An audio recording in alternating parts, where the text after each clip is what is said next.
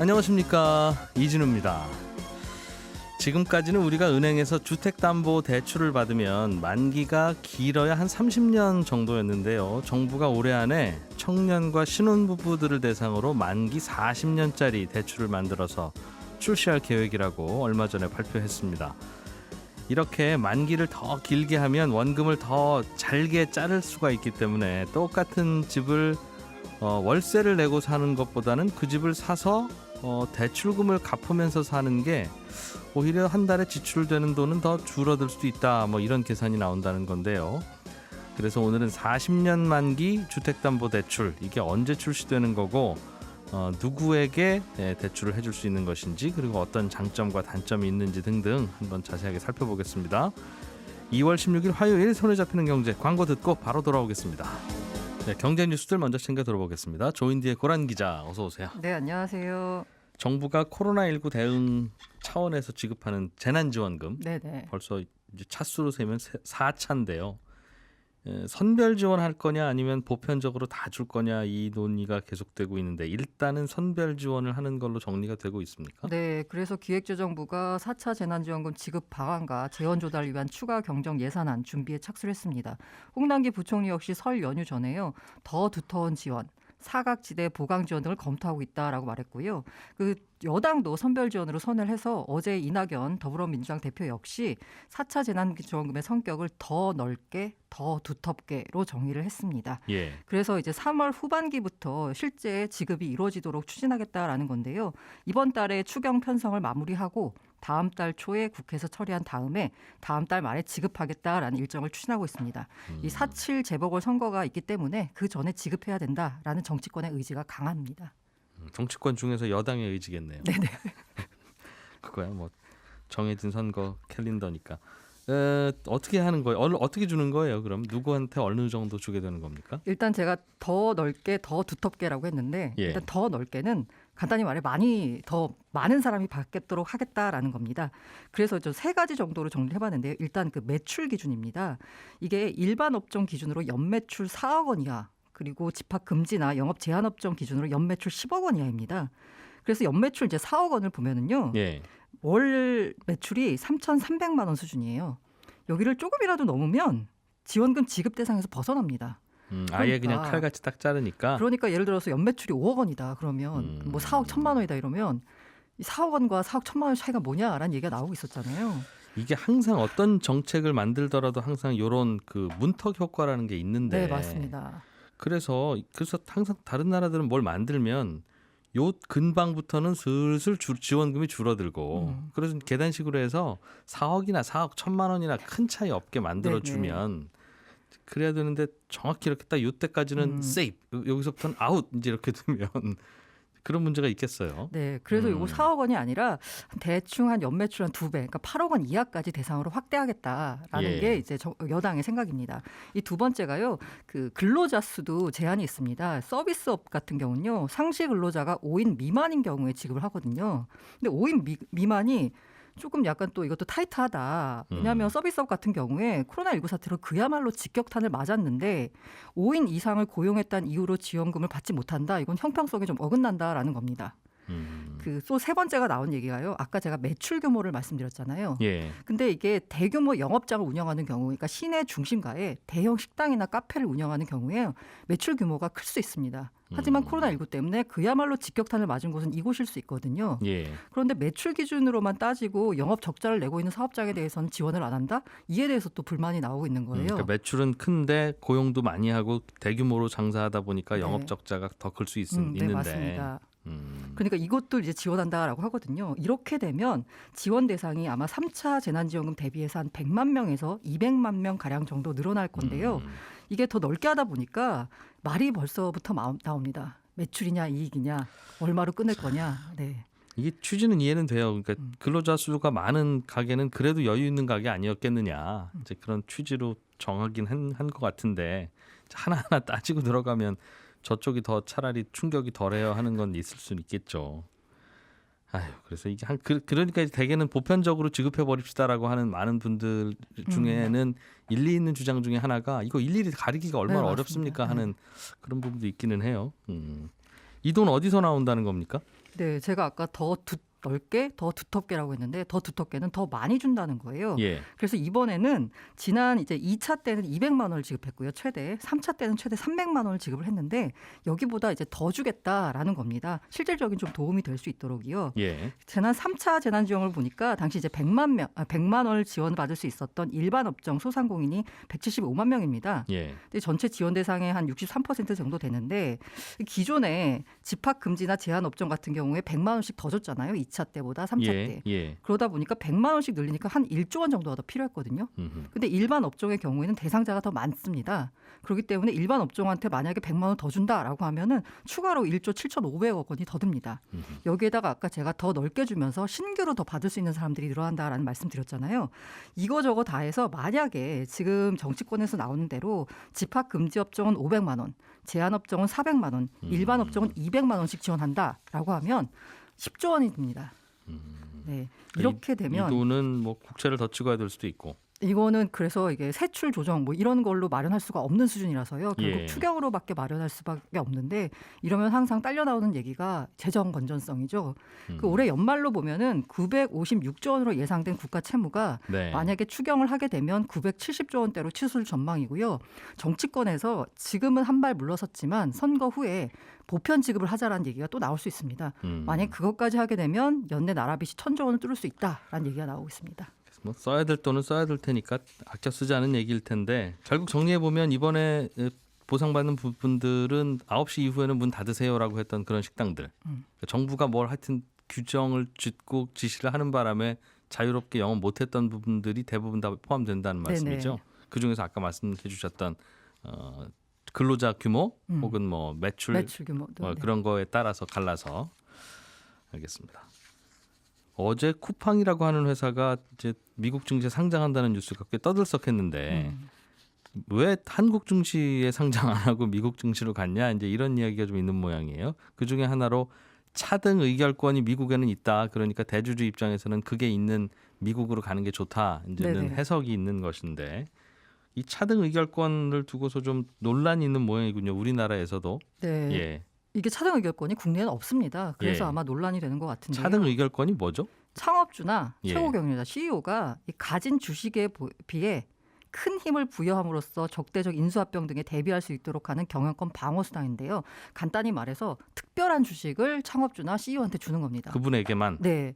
왜냐하면 스타트업들이 성장을 할 때요. 처음에는 규모가 작은데 규모를 좀 크려고 하면 투자를 받을 수밖에 없잖아요. 예. 투자를 받는 수단이 뭐냐면 자기가 가진 지분을 그 투자자들한테 주는 겁니다. 그런데 초기에는 기업 가치가 크지 않을 테니 네, 맞습니다. 뭐 한 10억 정도 투자 받으려고 해도 지분을 막 50%씩 떼어줘야 되는 이제 그런 문제가 생기죠. 이러다 보니까 상장 즈음에 와서는 창업자 지분이 거의 안 남는 상황이 펼쳐집니다. 예. 그러다 보니까 상장을 하게 되면 당연히 창업자 지분이 얼마 안 되니까 에이 나 상장 안 해. 이제 이렇게 된다는. 적대적 M&A에 또 놓일 수가 있는 거죠. 하지만 그 기업에 있어 창업자나 아니면 CEO가 차지하는 위치가 상당하기 때문에 이들의 경영권을 보장해줘야 된다라고 해서요. 특별한 주식을 주는 건데 쿠팡 같은 경우에는 김범석 의장이 보유한 클래스 B 주식입니다. 네. 보통 주식은 클래스 A예요. 근데 김범석 의장만 가질 수 있는 클래스 B 주식은 한 주당 29배의 의결권을 갖습니다. 이게 평등의 원칙으로 보면 당연히 말이 안 되는 건데 네. 그래도 이런 거 해줘야 이쪽으로 증시에 상장도 하고 그래야 사업도 되고 하다 보면 고용도 늘어나지 어떻게 세상을 원칙대로만 살아요. 이제 하는 게 차등 의결권을 도입한 나라의 논리겠죠? 네, 그래서 이 쿠팡이 상장하는 뉴욕 증권거래소 같은 경우는요, 94년부터 차등 의결권을 허용을 했고요.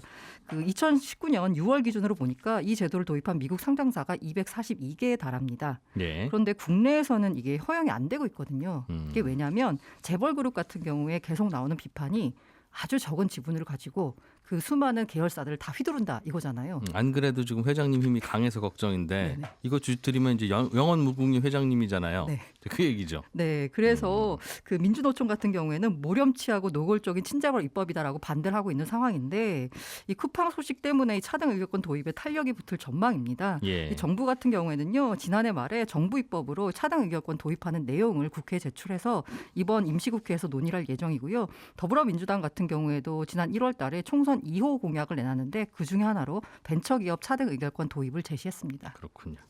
이게 참 명분이냐 실리냐 이 얘기예요. 결국 그죠? 원리 원칙으로 하면 이런 거 주면 안 되는 건데 또 이게 뭐 줘야만 또 세상이 돌아가고 사업이 돌아가는 게 있으면 또 들여다봐야 되는 거 아니냐 하는 의견도 있는 것이고 그렇군요. 자, 오늘은 여기까지 듣죠. 고맙습니다. 네, 감사합니다. 알아야 될 것들 많이 안내를 해주고 눈높이에 딱 맞는 만인의 경제 과외 선생님. 다음 순서는 친절한 경제입니다. 예, 오늘은 청취자 박한울 씨가 안 그래도 조금 전에 이야기를 나눈 그 주제인데 쿠팡이라는 회사가 미국 주식시장에 상장했다는 뉴스를 들으셨는데 우리나라 주식시장이 아닌 미국 주식시장으로 간 게 우리나라 입장에서는 국부 유출이다 이런 말도 있고 아니다 이런 반론도 있던데 우리나라의 좋은 회사가 다른 나라 주식시장에 상장하면 우리 입장에서는 뭐가 손해고 뭐가 이익인 겁니까? 이런 질문을 보내주셨네요. 결론부터 말씀드리면 뭐 오히려 해외 주식시장에 상장하는 게 우리 입장에서는 더 좋은 일이 많기도 합니다. 우리가 자동차 만들어서 우리나라 국민들한테 내수용으로 파는 것도 좋지만 해외 수출하는 거하고 비교해 보면 해외 수출하는 게 달러를 더 벌어들일 수 있으니까 더 좋은 일이라고 우리 생각하잖아요.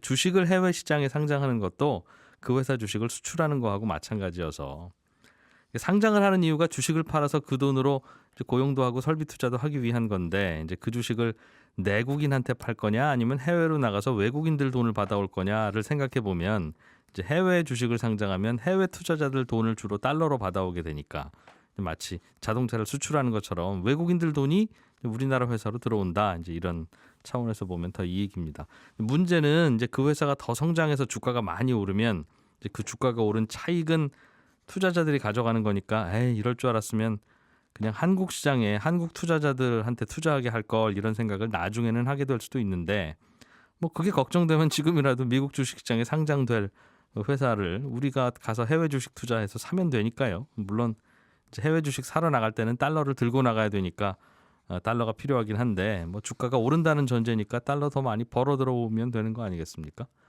다만 이제 굳이 단점은 뭐냐 하면 단점이 있다면 자동차를 우리 내수 시장에 팔면 자동차세, 취등록세 우리나라 정부에 내지만 해외로 수출하면 자동차세를 우리나라 정부가 못 걷잖아요. 마찬가지로 주식을 해외에 상장하면 이제 거기에서만 거래가 될 테니까 뭐 주식 거래세, 주식 양도세 같은 세금을 우리나라 정부가 못 걷는 건 좀 아쉽다. 이제 그런 문제는 있겠습니다. 친절한 경제였습니다. 예, 최근에 나온 뉴스 중에 만기가 40년으로 굉장히 긴 주택담보대출을 정부가 올해 출시해보겠다라는 뉴스가 있었습니다. 만기가 긴 대출이 나오는 게 그게 무슨 의미가 있는 건지도 좀 궁금하고 이 대출은 청년이나 신혼부부들한테 제한적으로만 판다고 하니까 굳이 좋은 거라면 왜 제한적으로 파는지도 좀 궁금하고 해서요. 이 문제를 취재한 이데일리 안승찬 기자를 전화로 연결했습니다. 안녕하십니까? 네, 안녕하세요. 예. 종전에는 이 40년짜리 대출이 없었어요? 그렇습니다. 그러니까 지금까지 주택담보대출은 뭐 보통 길면 30년이고 뭐 아파트 분양 집단대출 받은 경우에 아무리 길어도 이제 35년짜리가 제일 긴 거였거든요. 근데 예. 말씀하신 대로 지금 정부에서 올해 하반기까지 하여튼 40년 이상 굉장히 긴 주택담보대출 상품을 좀 시범적으로 도입하겠다 이렇게 발표를 했고요. 예. 40년짜리 이제 대출이 나오면 뭐 대출 기간이 길어지니까 물론 이자는 조금 더 내야 되겠습니다만 매년 내야 되는 금액은 이제 좀 줄어들 수 있으니까요. 원금을 그래서 40년으로 자르니까. 그렇습니다. 예. 그래서 관심들이 좀 많을 것 같고 다만 지금 당장 뭐 모든 은행들에서 모든 사람들이 받을 수 있는 그런 상황은 아닐 것 같고 보금자리론 같은 정부의 대출 상품 같은 것들이 있거든요. 예. 그래서 이런 상품을 40년짜리를 출시를 해서 뭐 청년이라든가 신혼부부, 뭐 저소득자, 뭐 이런 대상들한테 좀 핀셋으로 지원해 보겠다. 그래서 전반적으로 지금 부동산 대출 규제를 강하게 정부에서 옥죄고 있습니다만 좀 네. 취약계층에 대해서는 좀 맞춤형으로 대출을 좀 지원해 보자. 뭐 이런 취지라고 보시면 될 것 같습니다. 그 대출을 좀 더 해줘야 집을 살 수 있는 분들이 꽤 있으니까 집값이 워낙 네. 많이 올라 있는 상황이니까요. 네. 그렇긴 한데 그분들이 대출을 20년 만기나 뭐 30년 만기로만 하면 한 달에 갚아야 될 돈이 너무 많아지니 이제 네. 그걸 이른바 좀 물을 타서 희석을 시켜주자 이제 그런 얘기인가 보군요. 그렇습니다. 그걸 그냥 은행들 보고 만드세요. 40년이건 50년이건 뭐 100년이건 못 만들 게 뭐 있습니까? 찢으면 되는 건데 하면 되지. 굳이 왜 정부가 하필 시범적으로 좀 해야 되는 그런 이유가 있나요? 이게 그러니까 사실은 은행에서 몇 년짜리 대출 상품을 내놔야 하겠다. 그런 규제는 없습니다. 뭐 그냥 만들면 되는 건데 예. 기본적으로 그러니까 정책 대출 상품이 먼저 한번 나오면 그게 일종의 표준 같은 게 돼서 그거에 맞춰서 시중은행들이 이제 대출 상품이 따라오는 경향들이 많거든요. 예. 그래서 그 전에도 30년짜리도 그런 식으로 진행이 되었고, 그래서 정부에서 만약에 40년짜리 정책 대출 상품을 이번에 내놓으면 네. 그게 이제 표준이 돼서 아마 시중은행들도 따라서 40년짜리를 앞으로 내놓을 가능성이 있다. 이렇게 보시면 될 것 같고, 이미 뭐 시뮬레이션이 이제 시작이 된 것으로 지금 알려져 있습니다. 은행들도 이게 예. 그렇습니다. 예, 근데 이게 굉장히 좀 인기가 있을 것으로 지금 예상들을 많이 하는 분위기예요. 왜냐하면 지금도 주택담보대출 받으시는 분들이 우리나라 평균으로 갚는 기간이 5.7년이거든요. 그러니까 중간에 집을 이제 팔아서 이제 그 돈으로 대출을 갚는다거나 아니면 네. 이제 전세자금 받아서 대출을 갚는다거나 하고 굉장히 일찍 갖고 있는 편인데 그럼에도 불구하고 대부분 30년짜리 대출, 주택담보대출을 받아요. 선택할 그러니까 때는 그렇습니다. 그러니까 그만큼 이제 원리금 부담이 좀 줄어들기 때문에 그런데 이게 지금 30년이 아니고 40년이면 더 매달 내야 되는 그 부담이 줄어드니까 아마 40년짜리 수요가 굉장히 많지 않겠느냐. 예. 뭐 이런 예상들이 좀 있는 것 같습니다. 40년으로 대출을 받아서 원금을 40년간 나눠서 갚으면 그러면 네. 뭐 적당한 집을 좀 살 수 있나 이 계산을 좀 해봤으면 좋겠는데 요즘 네. 집값이 워낙 많이 오르고 또 집 살 때 대출을 많이 안 해주잖아요. 그렇죠. 그러면서 그 정도 해주는 대출도 원금까지 다 만기 전에 갚으세요. 이제 그렇게 하니까 네. 야, 이게 계산이 나오나 항상 그렇긴 한데 나옵니까? 40년으로 좀 찢으면 괜찮아요? 이게 실제로 대출을 조금 늘려주는 효과는 있을 것 같아요. 이게 왜 그러냐면 이게 물론 이것 때문에 정부가 좀 조심스러워하는 포인트긴 한데 예. 지금 올해부터 도입되려고 하는 게 개인별로 DSR 규제라는 게 적용이 되거든요. 예. DSR이라는 게 이제 총부채 원리금 상환 비율이니까 예전에는 주택담보대출을 얼마나 받았느냐만 따지다가 지금은 주택담보대출, 뭐 신용카드 대출, 할부 대출, 뭐 자동차 할부, 하여튼 모든 그 사람이 받은 대출을 다 합해서 그게 내 수익에서 비중이 얼마나 되느냐, 얼마 이상은 빌리면 안 된다. 이렇게 예. 이제 규제를 하는 게 이제 올해부터 개인별로 본격적으로 도입이 됩니다. 개인별로 도입된다는 건 그전에는 개인별 관리를 안 했다는 뜻이에요?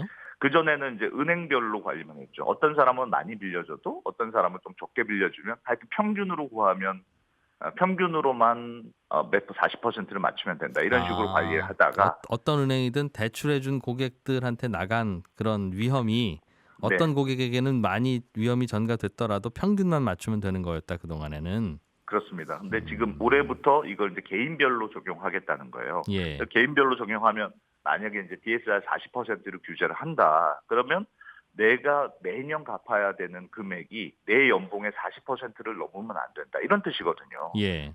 그러니까 내 수입에 따라서 빌릴 수 있는 대출 규모가 정해지는 거죠.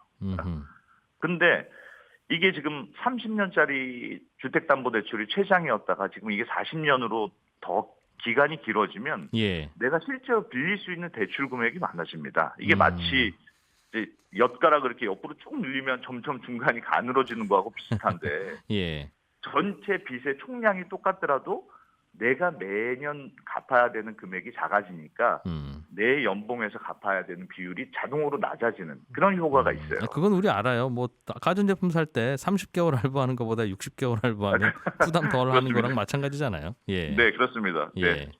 그래서 예를 들면 내가 예를 들면 5천만 원 연봉을 받는 사람이다. 예. 그러면 좀 단순하게 계산해서 무이자라고 생각했을 때는 6억 원을 30년 만기로 하면 최대 6억 원까지 빌릴 수밖에 없거든요. 그래야 1년에 2천만 원씩 갚아야 되니까요. 원금만 2천만 원씩 갚아야 되는군요. 30년 대출이면. 예. 그렇죠. 그러면 무이자로 하더라도 그럼 벌써 자기 연봉의 40%가 이미 꽉 차는 거잖아요. 5천만 원 연봉이라면. 네. 그렇죠. 예. 근데 같은 연봉자가 예를 들면 6억 원을 40년으로 대출을 받으면 6억 나누기 40으로 하면 연간 1,500만 원씩만 갚으면 되니까 예. 대출에 좀 한도가 조금 생기는 거고 그래서 이 사람은 장기로만 빌리면 한 8억 원 정도까지 대출이 좀 더 늘어나는 그런 효과가 있는 겁니다. 그래서 하여튼 30년에서 40년으로 바꾸는 것만으로도 내가 빌릴 수 있는 대출이 좀 더 많아지는 효과가 나타나고 네. 그렇게 생각하면 전체적으로 좀 대출이 늘어날 가능성은 있는데 이제 정부에서는 대출 규제를 좀 해야 되는데 네. 조금 이렇게 될까 조금 걱정하는 그런 분위기도 있습니다. 그러다 보니까 이제 청년이나 혹은 뭐 신혼부부나 소득은 좀 적지만 집 마련을 하고 싶고 앞으로는 돈 벌 기간은 좀 많이 남아 있는 분들을 네, 대상으로만 일단 하겠다는 게 정부 방침인가 보네요. 그렇습니다. 그러니까 일단은 그래서 조금 어려운 분들한테 핀셋으로 조금 지원해주면 어떻겠느냐. 예. 이렇게 지금 가고 있는데 그게 제 정부 규제대로 잘 될지 그런 고민들은 좀 있죠. 왜냐하면 은행들이 정부 대출이 40년짜리 정부 대출 상품이 나오면 은행들도 따라서 나올 가능성이 있기 때문에 그럼 은행들은 그거 굳이 안 가리고 많이 빌려줄 수도 있다는 거군요. 그렇습니다. 아직은 그럼 어떤 청년, 어떤 신혼부부에게만 해줄 거라는 구체적인 가이드라인이나 그런 범위는 안 정해져 있어요? 예, 아직까지 구체적으로 나오진 않았고 예. 지금 예를 들면 보금자리론 같은 경우에 이제 주택금융공사라는 곳에서 이제 장기로 고정금리 분할 상환하는 상품인데 네. 지금 보면 무주택자라든가 부부 합산 뭐 연소득 7천만 원 이하여야 가능하다 이런 조건들이 있거든요. 아마도 기간이 길어지더라도 지금의 조건이 뭐 비슷하게 적용되지 않을까. 일단은. 네, 그렇게 생각이 됩니다. 네. 그런데 40년 만기면 예를 들면 제가 이제 지금 40년 만기 대출을 빌리면 네. 80세가 훨씬 넘어도 아직 원금을 갚아야 되는 상황인 건데 네. 제가 뭐 사실은 70세 넘어가면 한 달에 소득이 있기가 어렵잖아요. 근본적으로 60만 넘어도 어려우니까. 그렇죠. 그러니까 이게 이론적으로 매달 얼마씩 갚는 게 가능해요? 그게 사실은 가장 고민스러운 점인데 이게 예. 이제 여러 가지 취지가 좋음에도 불구하고 현실적인 어려움이 있는데 일본에서도 이제 몇 년 전에 플랫 50이라고 해서 이제 50년짜리 빌려주는 주택담보대출 상품을 도입을 했어요. 예. 근데 일본에서도 어떻게 도입했냐면 80세 넘어서는 대출 갚는 게 불가능하다고 판단하고 무조건 30세 이전에만 신청해야 50년 대출을 해준다. 이런 식으로 프로그램을 짜놨습니다. 그러니까 만약에 40세 신청하는 사람은 80세를 넘으면 안 되니까 최대 40년 만기까지만 되고 50세 예, 신청하면 50세면 30년만 해주고 이런 식으로. 그런 식으로. 예. 그래서 알겠어요. 왜냐하면 예. 안 기자님 네, 자세한 내용은 한 번 더 저희가 인터뷰 청할게 오늘 여기서 마무리하겠습니다. 네, 고맙습니다. 예, 이데일리 안승찬 기자였고요. 손에 잡히는 경제는 또 내일 아침에 다시 찾아와서 여러분께 인사드리겠습니다. 오늘은 40년 만기 주택담보대출에 대해서 함께 배워봤네요. 내일 아침에 뵙죠. 고맙습니다. 이진우였습니다.